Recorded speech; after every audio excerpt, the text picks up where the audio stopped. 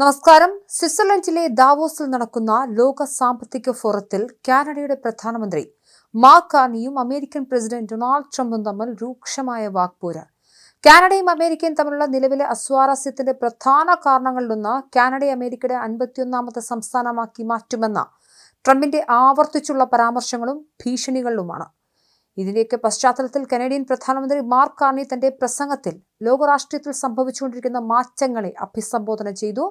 അമേരിക്കയെ വളരെ വ്യാപകമായി അദ്ദേഹം വിമർശിക്കുകയും ചെയ്തു. അമേരിക്കൻ ആധിപത്യത്തിൽ പ്രവർത്തിച്ചിരുന്ന പഴയ ലോകക്രമം ഇനി തിരിച്ചു വരില്ല എന്ന് അദ്ദേഹം പറഞ്ഞു. കാനഡ ഉൾപ്പെടെയുള്ള ഇടത്തരം ശക്തികൾക്ക് ഇനി അമേരിക്കയെ മാത്രം വിശ്വസിച്ച് നിൽക്കാനാകില്ല എന്നും ഇന്ത്യ ഉൾപ്പെടെയുള്ള രാജ്യങ്ങളുമായി പുതിയ സഖ്യങ്ങൾ രൂപീകരിക്കേണ്ടത് അനിവാര്യമാണെന്നും കാർണി വ്യക്തമാക്കി.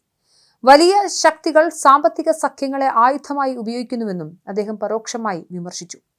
ഇടത്തരം രാജ്യങ്ങൾ ഒത്തൊരുമിച്ച് പ്രവർത്തിക്കണം, കാരണം നമ്മൾ ചർച്ചാമേശയിലില്ലെങ്കിൽ മറ്റുള്ളവരുടെ മെനുവിൽ ഒരു വിഭവമായി നാം മാറേണ്ടി വരുമെന്നും കാർണി മുന്നറിയിപ്പ് നൽകി. വൻശക്തികൾ തങ്ങളുടെ താൽപര്യങ്ങൾ സംരക്ഷിക്കാൻ സാമ്പത്തിക സമ്മർദ്ദ തന്ത്രങ്ങൾ പ്രയോഗിക്കുകയാണെന്നും അദ്ദേഹം കുറ്റപ്പെടുത്തി. പഴയ ലോകക്രമത്തോട് വികാരപരമായ അടുപ്പം കാണിക്കുന്നത് ഒരു തന്ത്രമല്ല എന്നും അദ്ദേഹം കൂട്ടിച്ചേർത്തു. 2024 അവസാനം ജസ്റ്റിൻ ട്രൂഡോ പ്രധാനമന്ത്രിയായിരുന്ന സമയത്ത് നടന്ന ഒരു കൂടിക്കാഴ്ചയിലാണ് ട്രംപ് ഈ ആശയം ആദ്യമായി പങ്കുവച്ചത്. കാനഡയ്ക്ക് അമേരിക്കയുമായുള്ള വ്യാപാരത്തിലൂടെ ലഭിക്കുന്ന വലിയ ലാഭവും അതിർത്തിയിലെ സുരക്ഷാ പ്രശ്നങ്ങളും ചൂണ്ടിക്കാട്ടി നിങ്ങൾക്ക് നിലനിൽക്കാൻ ഇത്രയധികം സഹായം വേണമെങ്കിൽ കാനഡയെ അമേരിക്കയുടെ ഒരു സംസ്ഥാനമാക്കി മാറ്റുന്നതല്ലേ നല്ലതെന്ന് ട്രംപ് പരിഹസിച്ചിരുന്നു. ട്രൂഡോ രാജിവെക്കുകയും മാർക്ക് കാർണി പ്രധാനമന്ത്രിയാവുകയും ചെയ്തതിനു ശേഷവും ട്രംപ് നിലപാട് മാറ്റിയിരുന്നില്ല. കാനഡ അമേരിക്കയിൽ ലയിച്ചാൽ കാനഡയിലെ ജനങ്ങൾക്ക് നികുതി കുറയുമെന്നും ഗോൾഡൻ ഡോം മിസൈൽ പ്രതിരോധം സൗജന്യമായി ലഭിക്കുമെന്നും ട്രംപ് വാഗ്ദാനം ചെയ്തിരുന്നു. ഇതിനു പുറമെ അയൽരാജ്യമായ ഗ്രീൻലൻഡ്, ഡെൻമാർക്കിന്റെ സ്വയംഭരണ പ്രദേശം ഗ്രീൻലൻഡ് വിലയ്ക്ക് വാങ്ങുമെന്ന ട്രംപിന്റെ പ്രഖ്യാപനത്തെ മാർക്ക് കാർണി ശക്തമായി എതിർക്കുകയും ചെയ്തിരുന്നു. ആർട്ടിക് മേഖലയിലെ കാനഡയുടെ പരമാധികാരത്തിന് ഭീഷണിയാകുമെന്ന് അവർ കരുതുന്നതും പ്രധാന കാരണമാണ്.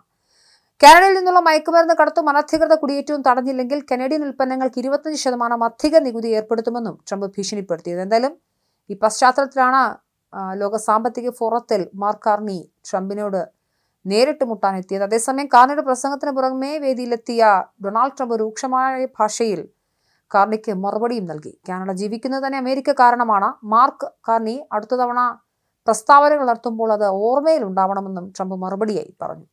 അമേരിക്ക നിർമ്മിക്കുന്ന അത്യാധുനിക മിസൈൽ പ്രതിരോധ സംവിധാനം കാനഡയും സംരക്ഷിക്കുന്നുണ്ടെന്നും അതിന്റെ നന്ദി കാനഡ കാണിക്കുന്നില്ല എന്നും ട്രംപ് കുറ്റപ്പെടുത്തി. ഗ്രീൻലൻഡ് അമേരിക്കയുടെ ഭാഗമാക്കാനുള്ള തന്റെ ശ്രമങ്ങളെ അദ്ദേഹം വീണ്ടും ഉയർത്തിക്കാട്ടി. കാനഡയും ഗ്രീൻലൻഡും വെനസ്വേലയും അമേരിക്കൻ ഭൂപടത്തിന്റെ ഭാഗമായി കാണിക്കുന്ന നിർമ്മിത ചിത്രം ട്രംപ് കഴിഞ്ഞ ദിവസം സോഷ്യൽ മീഡിയയിൽ പങ്കുവച്ചിരുന്നു. കാനഡയെ അമേരിക്കയുടെ 51ാം സംസ്ഥാനമെന്ന് ട്രംപ് നേരത്തെ പ്രഖ്യാപിച്ചിരുന്നു. അതിന് അനുസൃതമായി കാനഡിയൻ സർക്കാർ പ്രവർത്തിക്കണമെന്ന് അദ്ദേഹം ശാസിക്കുകയും ചെയ്തിരുന്നു. നിലവിലെ തർക്കങ്ങൾ ഇരു രാജ്യങ്ങളും തമ്മിലുള്ള വ്യാപാര പ്രതിരോധ ബന്ധങ്ങളെ ദോഷകരമായി ബാധിക്കുമെന്ന് രാഷ്ട്രീയ നിരീക്ഷകർ കരുതുന്നുണ്ട്. ട്രംപിന്റെ ഭീഷണികൾക്കിടയിലും ഇന്ത്യയുമായും യൂറോപ്യൻ രാജ്യങ്ങളുമായും സ്വതന്ത്ര വ്യാപാര കരാറിൽ ഏർപ്പെട്ട് അമേരിക്കൻ ആശ്രയത്വം കുറയ്ക്കാനാണ് മാർക്ക് കാർണിയുടെ നീക്കം. ട്രംപിന്റെ ഭീഷണികൾക്ക് മുന്നിൽ വഴങ്ങില്ലെന്നാണ് മാർക്ക് കാർണിയുടെ പക്ഷം. കാനഡ ആരുടെയും കീഴിലല്ല എന്നും അമേരിക്കയെ മാത്രം ആശ്രയിക്കുന്ന പഴയ രീതി അവസാനിപ്പിച്ച് കാനഡ സ്വന്തം വഴി കണ്ടെത്തുമെന്നും ദാവോസിൽ അദ്ദേഹം നയം വ്യക്തമാക്കി.